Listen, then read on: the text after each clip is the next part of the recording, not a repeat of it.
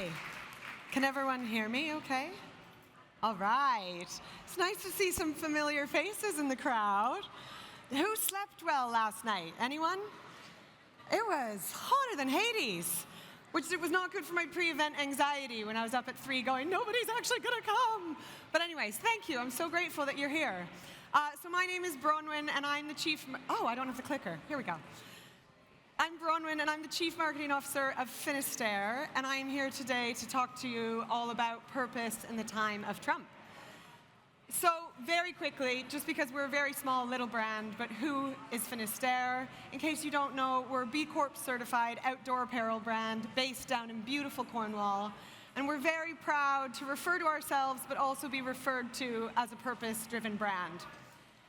So, what do we even mean by purpose? For the sake of the conversation today, it's really about brands who choose to align their, the speaker notes are gone? Does the man? Thank you. Purpose for this conversation is brands who choose to have a reason for being that goes beyond a transaction. So not just about a conversion. For example, for Finisterre, we exist to inspire a deeper connection to the sea. For Tony's Chocolonely, they exist to eradicate slavery in the chocolate trade. Purpose, in brand purpose, has been on a bit of a journey. So cast your mind back to 2018. Zuckerberg was still a nerdy little liberal. We'd never heard of COVID. Everybody thought that TikTok was Tic Tacs, was a minty sweet. And Meta and Google were still actually effective advertising platforms. It was also the year when the world of marketing went completely mad for purpose. PR Week, they opened something called the Purpose Awards. The National Advertising Association declared brand purpose as the word of the year. And in Cannes that year, 16 of the 21 Grand Prix winners were all campaigns based around purpose. Then Unilever entered the chat, boldly declaring that brands without purpose will have no long-term future with Unilever. Now, it's really important to know that none of this was happening in a vacuum. We had a Trump presidency. We had an awakening to women's rights through the Me Too movement. We had Black Lives Matters. None of these things were happening just as... Brands weren't doing this for no good reason. They were doing it because consumers were making it known that they wanted more. And brands decided to answer the call. We had Gillette attacking toxic masculinity. We had Dove continuing their Real Beauty campaign. We had Nike actually standing for something. No shade to Nike, but you know. Standing for Black Lives Matter and supporting Colin Kaepernick. And then we had Airbnb doing beautiful campaigns around inclusivity and belonging. Until it all went just a little too far. It started to stink when we got here. Consumers were going, hang on a second, why are big multinationals telling me that I should be out marching in the streets when they're not even taking care of their employees and their supply chains? A year later, this happened, and I don't think it's dramatic to say that the two are connected. This inauthenticity of purpose and the shoving down the throats of purpose couldn't compete with this supposedly straight-talking, authentic messaging of Donald J. Trump, especially for the crowd of people who had felt attacked by all this purpose and wokeness. The MAGA movement rose up against everything that brands and brands with purpose had previously been standing for. Trad wives and the manosphere were standing up against the Me Too movement. We had White Lives Matters, and the astonishing journey of Kanye standing up against Black Lives Matters. And then we had Donald Trump saying that he no longer believed in global warming. Then Unilever came back. This time with a new CEO saying that they weren't actually going to put a purpose into every brand, and maybe they'd gone too far, and they were just, going to right-size. So I think in 2025, it's fair to say that purpose is under attack, and certainly worth questioning whether or not it's even relevant anymore. All of our major media owners and richest people in the world have kissed the ring of a man who blamed a deadly plane crash on DE&I. Zucks is no longer this geeky little liberal. He is now firmly in the right, talking about the virtues of more masculine leadership. And brands have really quickly fallen into line. We've seen Apple and Google rename the Gulf of Mexico the Gulf of America, while simultaneously removing historical and cultural events from their calendars. We've seen Bud Light throw Devin Mulvaney to the wolves rather than just standing up for a trans woman who had the audacity to drink a beer. We've seen DE&I teams and initiatives just completely gutted from organizations. And I couldn't find a photo that showed that there wasn't Pride. So, I mean, we're in Pride right now, happy Pride. And I think it's the quietest Pride I've seen in 20 years. Brands are pulling out, nobody's talking about it. I almost wish for the rainbow washing again. So I think it's fair to ask, does purpose matter anymore? Good news. This year is all about being less boring. It's what we've spent the last few days talking about, learning about, and we'll spend tomorrow doing as well. And we're doing this because we all know, thanks to System 1, the extraordinary cost of being dull. So enter Purpose 2.0, or maybe 3.0 or 4.0. It's been around for a while, but for the sake of this conversation, 2.0. And despite what Jaguar may have taught us, sometimes a rebrand is a good thing. So how is Purpose 2.0 different? The biggest difference is intention. Where 1.0 fell flat was that the intention of the purpose was to drive a profit. But it disguised itself as the opposite. So it was inauthentic and didn't ring true. If the purpose of your purpose is profit, it isn't a purpose, it's a marketing campaign. To quote Mark Ritson, or maybe Simon Sinek, ChatGPT isn't quite sure, the purpose of purpose is purpose. It's about your own personal legacy. It's about who you want to be in the world. It's about being able to look your children in the eye and know that you're fighting for them to have a planet that's habitable and worth living on. It's about being able to speak to your sister, your mother, your daughter, your colleagues, and know that you are fighting for them to be treated equally in every single room they enter. It's about looking your trans colleagues or children in the eye and knowing that you've stood up against the bullies who are refusing to just let them exist. And it's about lying on your deathbed and looking back at this big, bold, beautiful life that we are all just so lucky to have, and knowing that you've actually done something to try and make the world a little bit better. It's not just intention that's different, it's also consumer engagement. Where 1.0 went wrong was that it weaponized purpose into creating sides.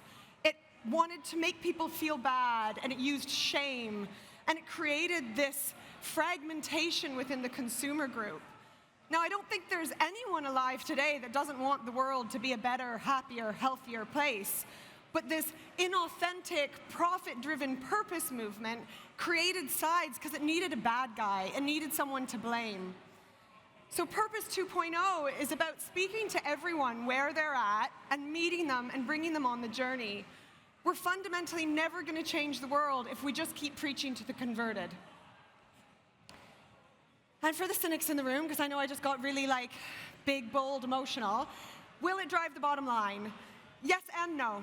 So System 1, again, have done a huge study on purpose-led advertising, and they found that in most instances, it's neutral. It has a really positive effect for the communities who feel seen, and generally, nobody else really pays that much attention. They don't know that a same-sex couple is a same-sex couple versus just two men or two women.